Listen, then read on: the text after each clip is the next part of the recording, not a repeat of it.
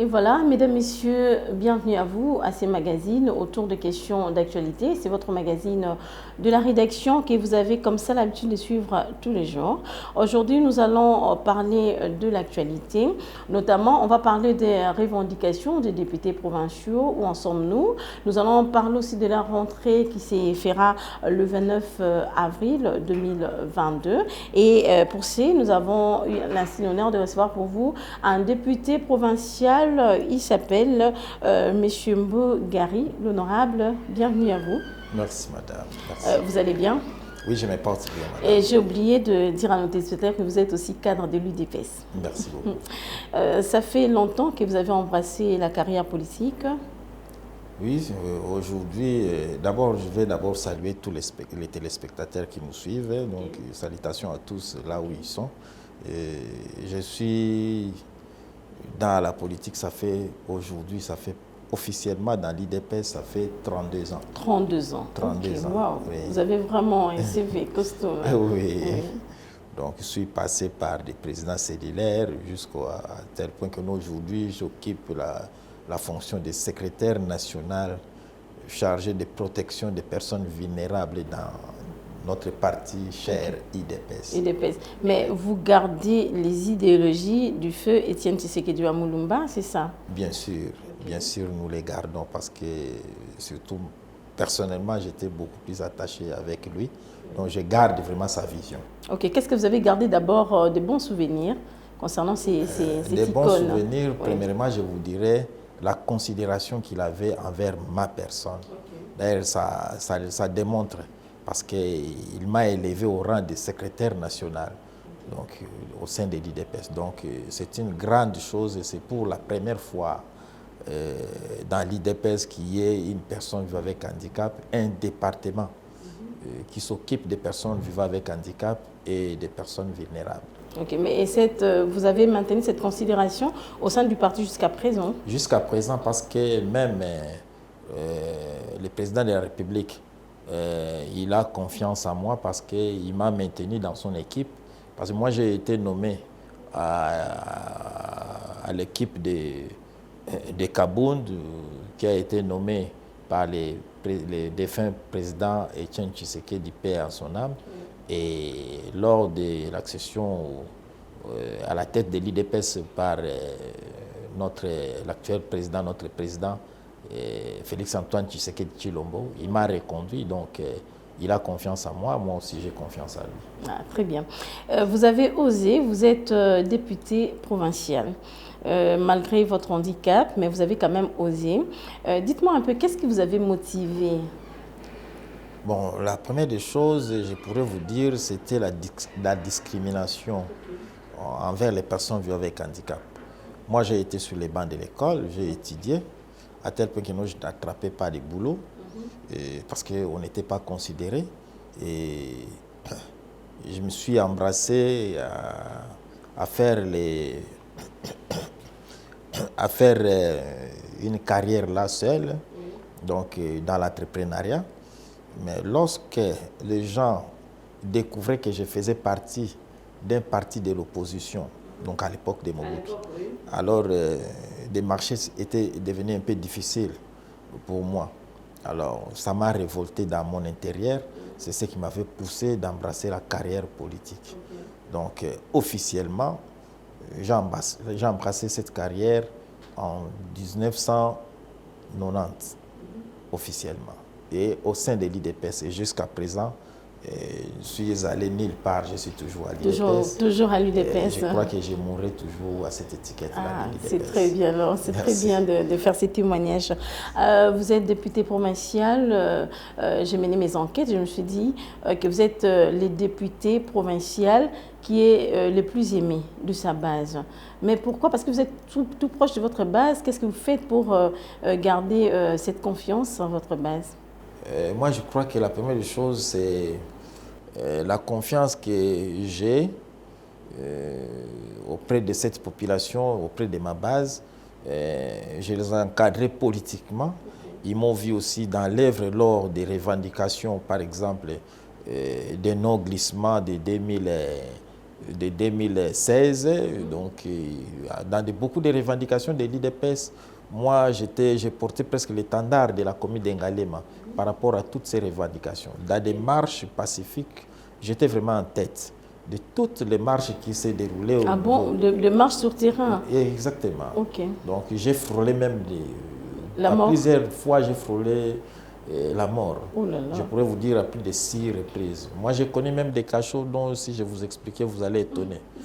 Oui, à l'époque des Kabila, moi, j'ai connu des cachots, donc je m'étais mis à cachot même souterrain au Kanchach. Donc, je connaissais beaucoup de cachots privés des Kabila parce qu'on m'a déjà arrêté dans ces cachots-là.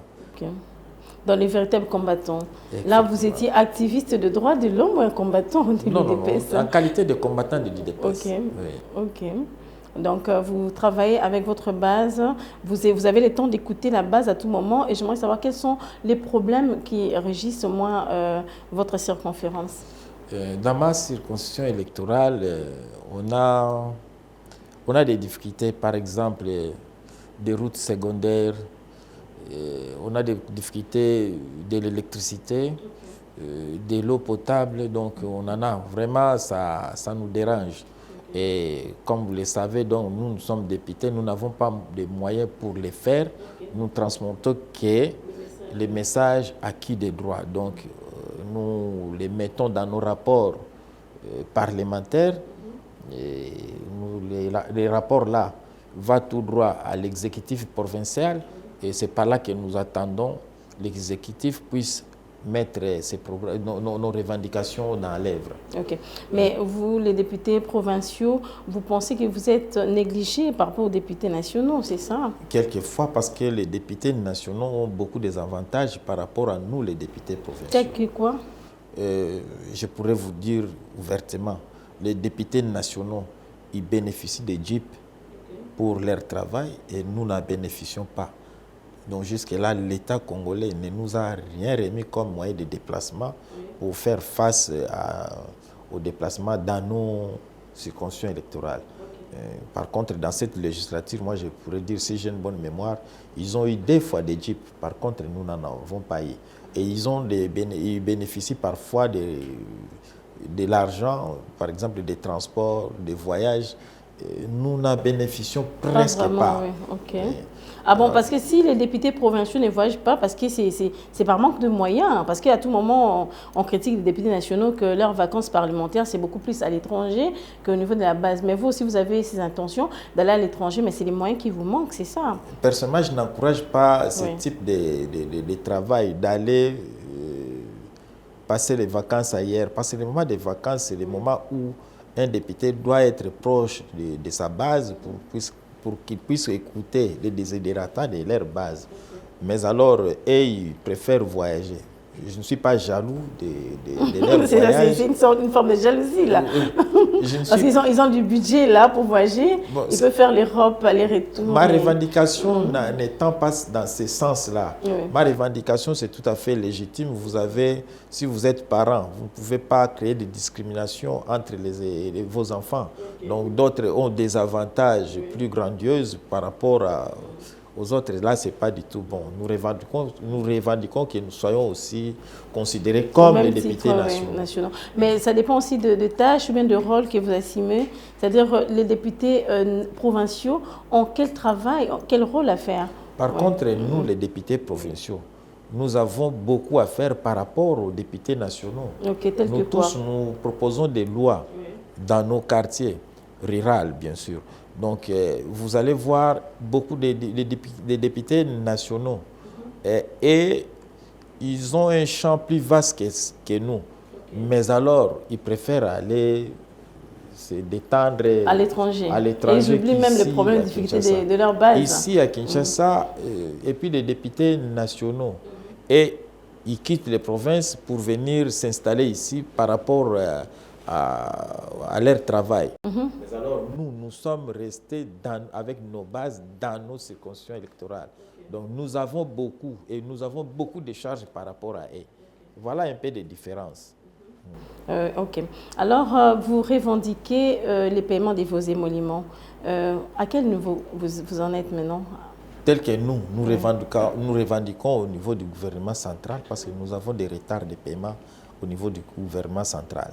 Et nous tous, sur toute l'étendue de la République, toutes les assemblées provinciaux, nous sommes impayés pendant beaucoup de mois, donc chose qui n'est pas du tout bien. Par contre, vous allez remarquer que nous, les députés nationaux, n'en revendiquent pas parce qu'ils ne sont pas en retard. Ils ne sont pas concernés dans ça, oui.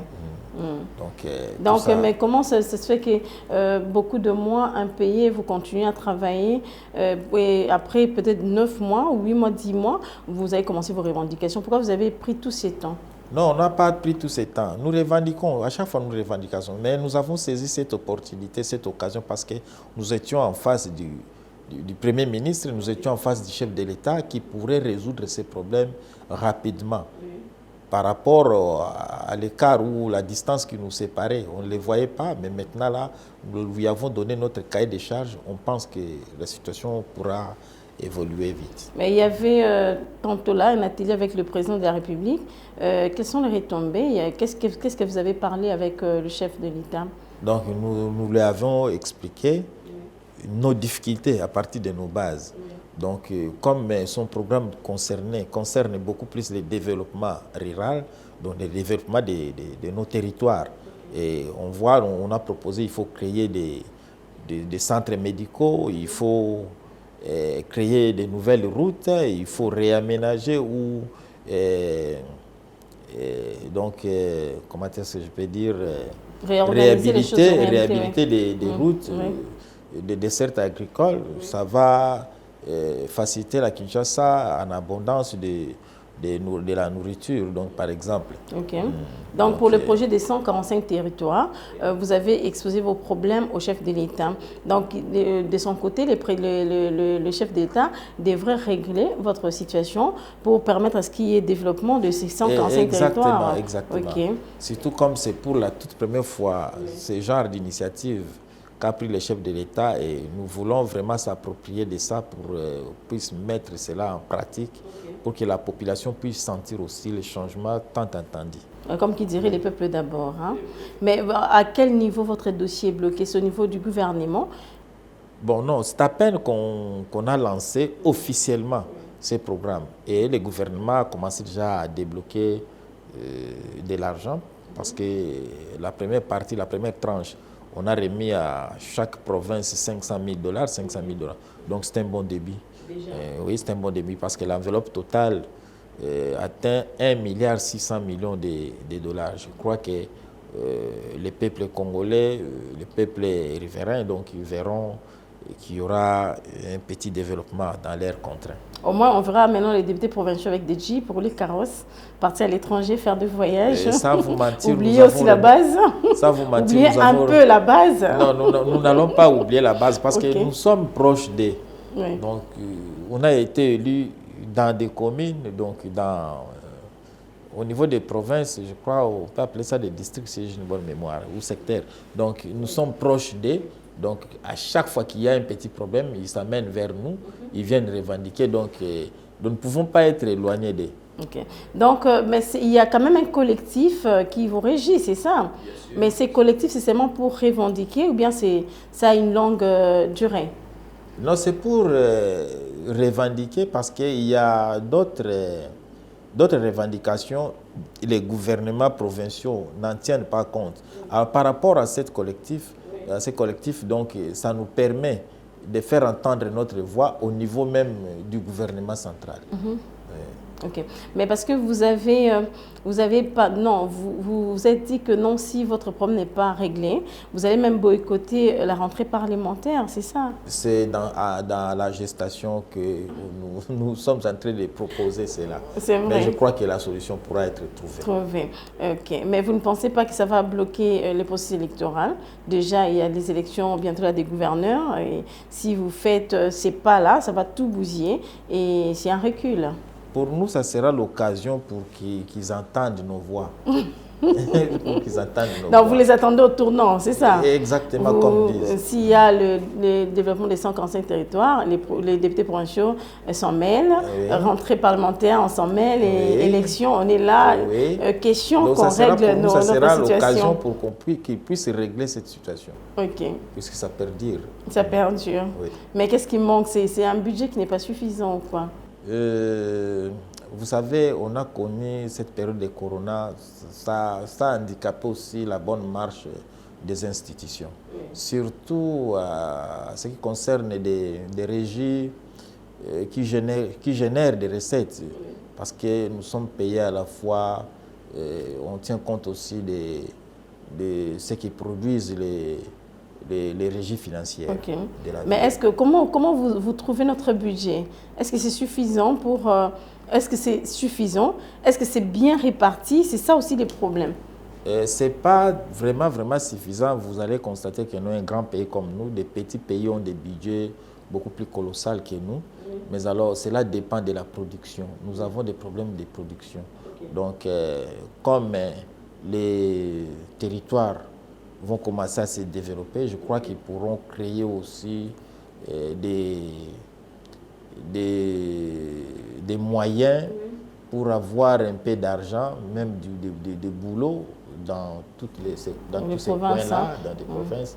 Et en créant cela, ça va générer des recettes au niveau de l'État. Donc la base, c'est d'abord les territoires. Oui. Si les territoires sont bien équipés, oui. il y aura plus, on ne parlera plus de faim ici dans la capitale. On ne parlera plus de faim, les gens vont trouver aussi du boulot à partir de là. Oui. Et leur impôt pourra permettre qu'il y ait augmentation même du budget de l'État. Okay. Et je crois que nous tendons vraiment vers un développement.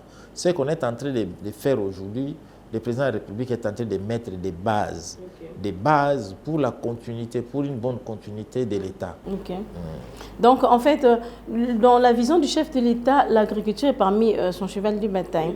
Mais qu'est-ce qui bloque l'agriculture? Parce que ça reste toujours en parole, mais qu'est-ce qui bloque? Parce que vous êtes député provincial, vous êtes en contact avec vos amis qui sont dans des provinces, vous savez du moins comment faire pour évoluer dans ces secteurs-là.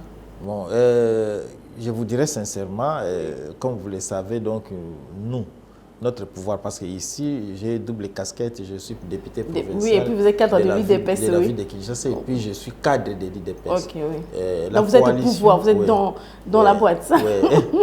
Au début, la coalition n'avait pas vraiment tenu. N'avait pas tenu parce qu'il y avait beaucoup de crocs à jambes. Ça a handicapé la bonne marche du pays. Ça a handicapé la bonne marche du pays. L'union sacrée est là, mais il y a encore des petites frustrations qui ne permettent pas vraiment qu'on puisse mettre le programme du chef de l'État en marche. Okay. Et nous nous battons pour que ça évolue. Okay. Et nous avons l'espoir. L'espoir fait vivre toujours. Comment jugez-vous le gouvernement de Warriors? Bon, ils se battent, mais ils n'ont pas atteint vraiment ce qu'espère la population. Là, je suis sincère. Et la population espère quoi? Et la population espère vraiment au véritable changement. Okay. Et le véritable changement ne pourra que venir si le gouvernement provincial s'occupe réellement du social de la population. Okay. Par contre, pour être franc, on a encore des petits pépins au niveau du social. Donc on ne maîtrise pas l'inflation et que les paniers de la ménagère souffrent toujours, oui. Pour être sincère. Donc, ils ont encore vraiment beaucoup à faire. Okay. Mais tout cela changera parce qu'avec l'Expo Dubaï, vous avez quand même suivi le discours du chef de l'État à l'Expo Dubaï. Les pays sont quand même ouverts. Maintenant, en diplomatie, on gagne quand même du terrain, c'est ça? Si nous gagnons du terrain, oui. Raison pour laquelle nous espérons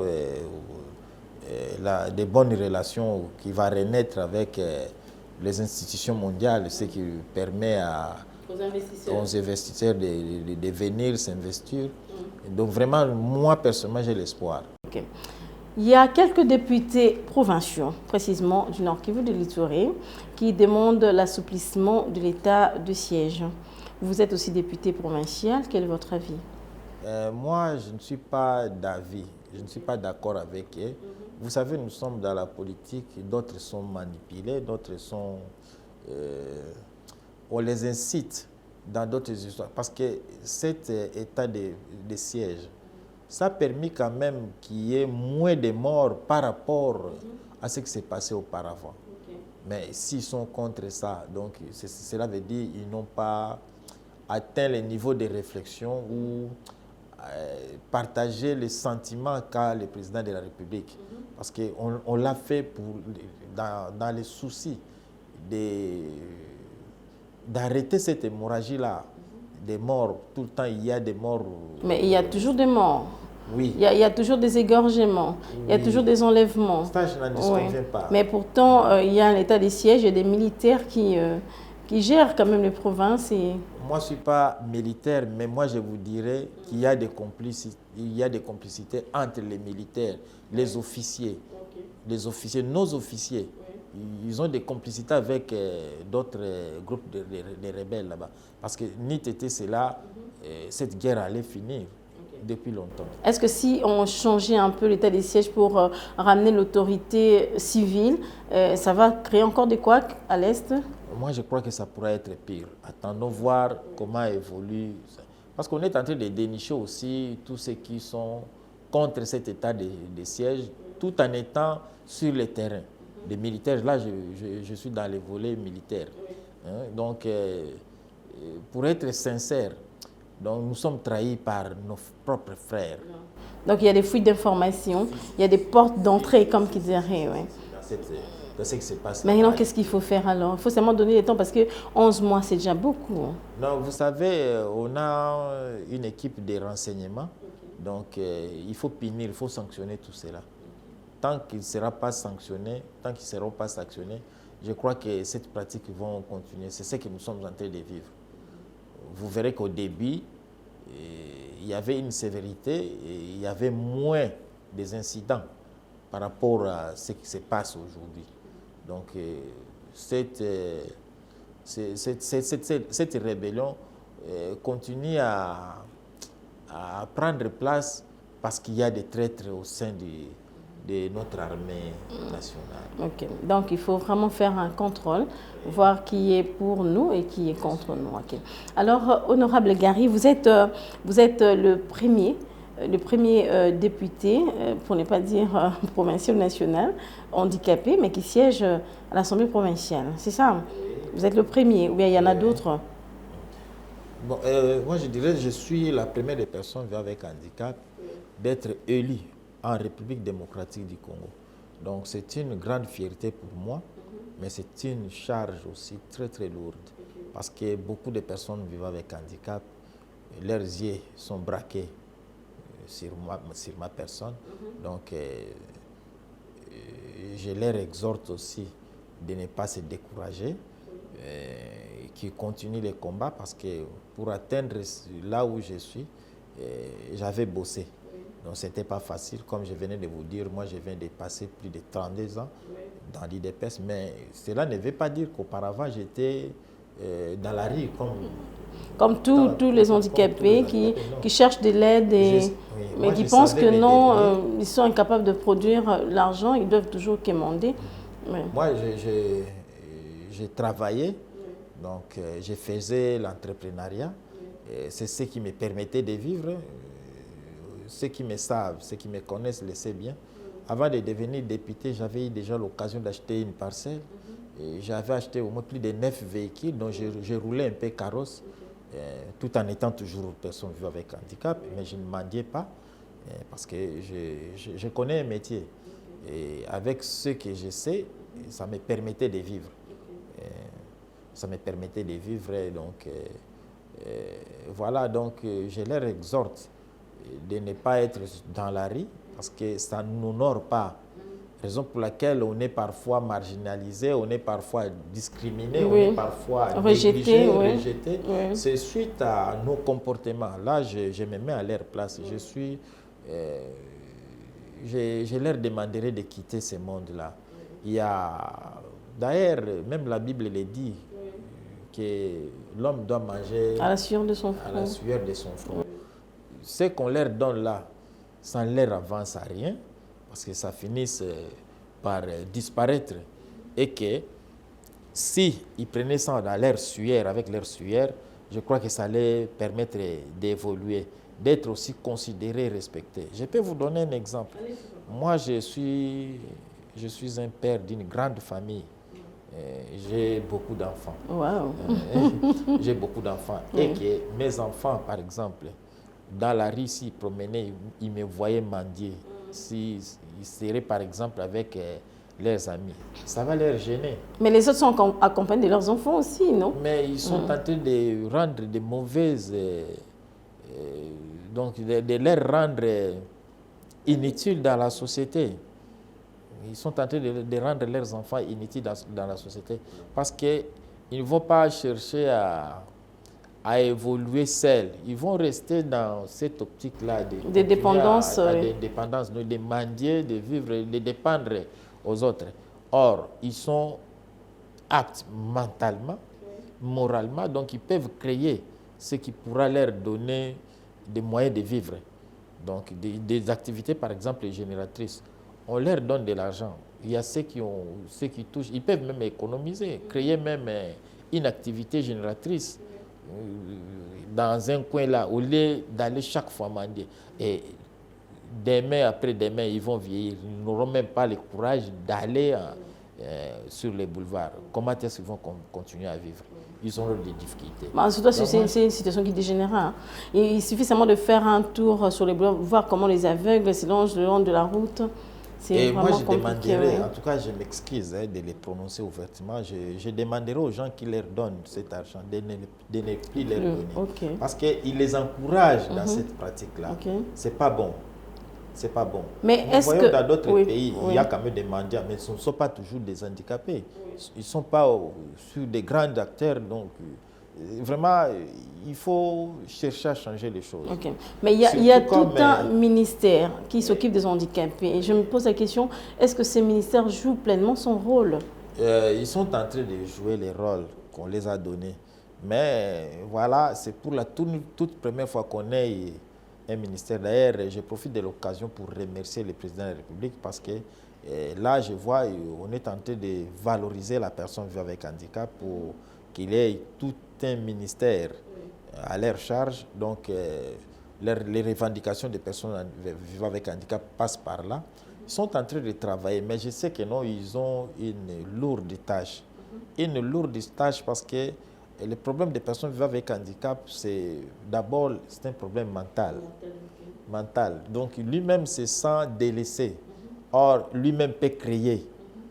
Il peut se faire valoriser lui-même d'abord. Mais alors, lorsqu'il compte que sur les autres, il se fait diminuer lui-même. Alors, d'autres personnes verront que non, il est inutile dans la société. Or, en faisant même les métiers, ça peut lui permettre de vivre. Il y a tant de métiers. Ils peuvent faire la couture, la cordonnerie, il y en a tant de métiers. Mais est-ce que vous avez aussi le temps d'aider ces gens-là? Pas aider en matière d'argent, mais les orienter quand même dans un métier. Vous avez aussi le temps de faire ça. Pourquoi pas créer, parce que vous êtes député, créer peut-être des agences, des maisons de couture, tout ça pour ces gens, pour que ces gens soient quand même encadrés? Madame, moi je ne vais pas quitter cette législature sans laisser des traces. Des traces. Donc j'ai acheté un terrain je suis en train de construire un centre. Un centre d'apprentissage des métiers uniquement pour les personnes vivant avec handicap. Donc, je veux qu'ils puissent sortir dans cet état-là. Donc, en tout cas, je tiens à cela. Donc, et vous-même, là où vous siégez, vous ne subissez pas des discriminations? Non. Là, on voit beaucoup plus. C'est ma tête qui est en train de fonctionner. Je profite de l'occasion pour vous dire que non, il y a eu un conflit qui a régné entre notre président de l'Assemblée provinciale de Kinshasa, je cite Godin Poi, et un honorable Mike Mukebai. C'est moi qui ai atténué cette tension parce que dans l'Assemblée provinciale, j'occupe la fonction du rapporteur du comité des sages. Dans le bureau du comité des sages, je suis le rapporteur. Alors, j'ai J'ai tranché ces conflits à la période où j'assumais la présidence de cet organe. Donc, parce qu'à l'entrée du jeu, on avait perdu le président du comité des sages, paix à son âme, honorable Sapou Alimasi. Alors moi, j'avais assumé l'intérim pendant une année. Et dans cette période qui régnait, ce conflit, c'est moi qui ai atténué cette situation. Donc, j'ai géré cette situation en tenant des réunions. Donc, j'ai dirigé au moins plus de 24 personnes par rapport à ces conflits-là. Donc, on ne voyait pas mon handicap, on voyait ce que j'ai parlé. Donc, on voyait la sagesse. Voilà, honorable député Mbo Gari, c'est ça, j'ai pas massacré les noms. Non, vous avez bien prononcé. Bien que vous n'aimez pas trop les médias. Moi, je vous ai quand même eu. Hein? Oui, je profite de l'occasion pour vous dire que non, j'ai repris avec les médias. J'ai évité parce qu'il y avait un conflit qui régnait dans l'IDPS. À la fois, je pourrais dire que c'était un conflit de génération. Oui. Mais à la fois, je pourrais dire qu'on avait des dictateurs. Ok, la vision triomphera toujours. Oui. Comme qui dirait Amen. Oui, Amen. Merci beaucoup, honorable Mbo Gari, d'avoir répondu à toutes nos questions. C'est moi qui vous remercie, madame. Merci. Madame, messieurs, merci de nous avoir suivis. Nous avons eu l'insigne honneur de recevoir pour vous le député provincial Mbo Gari. Il est aussi cadre de l'UDPS. Ensemble, nous avons parlé de revendications des députés provinciaux. Vous avez quand même suivi avec beaucoup d'attention les retombées de la télé avec le chef de l'État. Et il a aussi essayé de parler de personnes vivant avec handicap. Et il a remercié le chef de l'État pour son apport et pour son soutien. Il y a déjà une loi qui régit les personnes vivant avec handicap. Ok. Alors, il y a même un ministère, tout ça. Merci de nous avoir suivis. On se voit prochainement. À très bientôt. Bye bye.